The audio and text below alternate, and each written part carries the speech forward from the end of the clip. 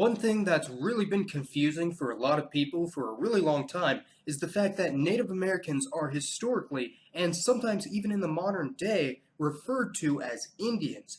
Many people still do this, and even on the US Census, natives are described as American Indians. However, clearly the natives of the American continents have very little, if anything, to do with the inhabitants of the modern-day country of India. The confusion arose when Christopher Columbus first sailed to America in 1492, mistakenly thinking he was headed for the South Asian country, and named the inhabitants Indios, meaning Indian in Spanish. I know this might be obvious to a lot of people, but many people outside of the Americas don't know this. I personally like to use the term Amerindian when referring to Native Americans as a sort of combination of American Indian. However, there are many different names for these people depending on what region you're in. The American continents were not populated in one fell swoop, as you might have been led to believe, but instead, migrants arrived in waves of immigration, starting with the Paleo-Amerindians, whose descendants spread out over the vast entirety of the continents, with the last wave probably being the Inuit people, arriving in the far northern fringes of North America. Over the last tens of thousands of years, the various waves of immigration to the Americas mixed together, creating their own gene pool and a distinct racial group, greatly varying from modern Northeast Asians, although they are by no means all the same. Today, we're going to be looking at some of the various Native American groups that have populated the various regions of the continents of North and South America, and their similarities and differences regarding phenotype, language, and culture. There are, of course, thousands of different Native American tribes and ethnicities, so obviously we won't have time to look at all of them, but we'll go over some of the groups that I think are most noteworthy. Let's go ahead and start from the north and meander our way south. The Inuits, Aleuts, and other northern Arctic peoples, sometimes referred to collectively as Eskimos, are the newest group to have migrated to the Americas, having crossed over from Siberia about 4,000 to 5,000 years ago.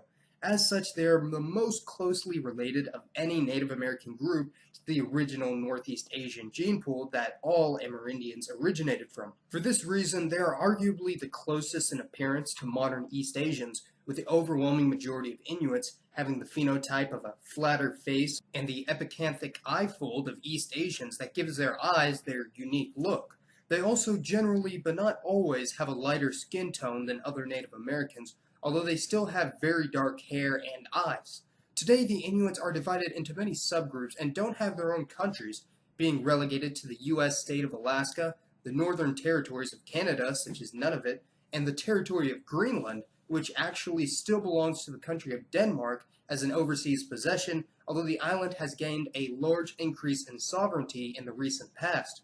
Keep in mind, this region along the coast of the Arctic Ocean is one of the places in the Americas where full-blooded Amerindians still make up a majority of the population, although the culture in Greenland is heavily Europeanized, with a very large proportion of Greenlandic Inuits having at least some European admixture. This was also the site of the first European landing in the Americas, with the Norse Vikings landing in Greenland sometime around the year 900, beating Columbus by nearly 600 years. Greenland's climate was far more habitable back then, and the colony managed to survive until the early 1400s, coincidentally only a century before Columbus was to first land in the Bahamas. Because of changing climate, the Norse Greenlanders either perished or were assimilated into the advancing Inuit tribes. There are hundreds of different Amerindian tribes located in the areas of Canada and the United States. Per official U.S. Census reports, full-blooded Native Americans make up less than 1% of the population at 0.9%. Keep in mind this number is far higher in some places than others, but that's a pretty small percentage. When including those of at least half Native ancestry, this number rises to about 1.5%, but this estimate doesn't include Americans of Mestizo origin, who probably have 30 to 50% Native DNA. Some of the larger Native American groups in the continental U.S. would include the Cherokee, Sioux, and Chippewa. Native Americans in the United States actually have one of the highest poverty levels, highest suicide rates, and lowest birth rates of any race in the country. However, increasing levels of immigration of Mexicans and other Latin Americans of Amerindian descent keep the population steady and growing. The Navajo today are the second largest group of Native Americans living in the United States, with a population of around 300,000 people, the majority still living on their traditional tribal land, located in the middle of an intersection of 4 U.S. states, that being Utah, Colorado, New Mexico, and Arizona. They are one of the few Native American tribes that still inhabit a contiguous region and still largely speak their original language.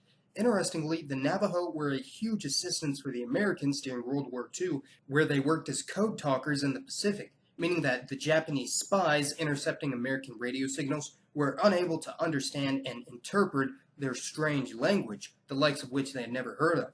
They would even create their own nicknames for certain words that had no translation in the Navajo language. Now, the situation in Latin America is much different than in Northern America. Race mixing and miscegenation were far more common in Spanish and Portuguese America than in British America, and for this reason, many people with Amerindian descent are mixed with Europeans, and this racial group is known as Mestizos. The Mestizos are one of the largest racial groups in Latin America and can have such a huge range in appearance and culture that I'm reserving an entirely new video on the subject because they're quite an interesting group.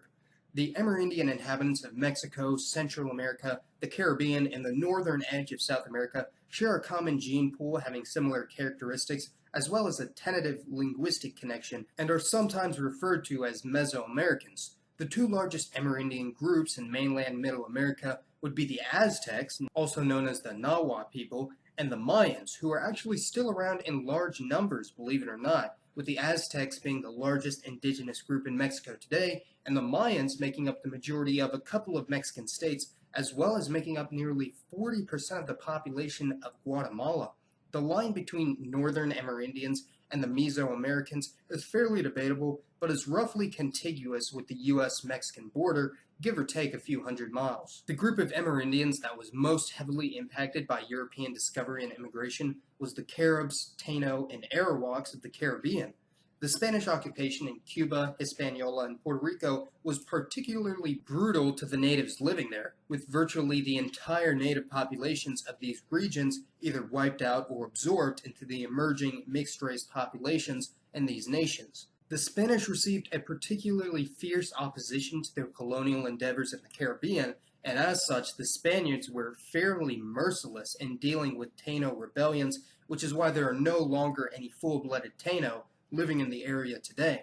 Because of the vast differences in climate between North and South America, with South America not only having the vast Amazon rainforest, but a variety of different climate regions, including actual deserts as well, the native Amerindians of South America are far more isolated, diverse, and divergent from each other. The natives in areas like Brazil, Colombia, and Venezuela make up only a fraction of their populations at around 1 to 2% for each, and even the largest of the native ethnic groups only number maybe 100,000 at the most. The countries of the Pacific coast paint an entirely different picture, with these countries actually having the largest Amerindian concentrations in all of the Americas, with Peru at 30 to 40% unmixed Native American, and neighboring Bolivia possibly even higher at 50 to 60%, making it the sole remaining country in the entire world that still has a Native American racial majority. The largest Native American ethnicity in South America, and all of the Americas for that matter, would have to be the Quechua people of Peru and Bolivia at around 10 million people still around today.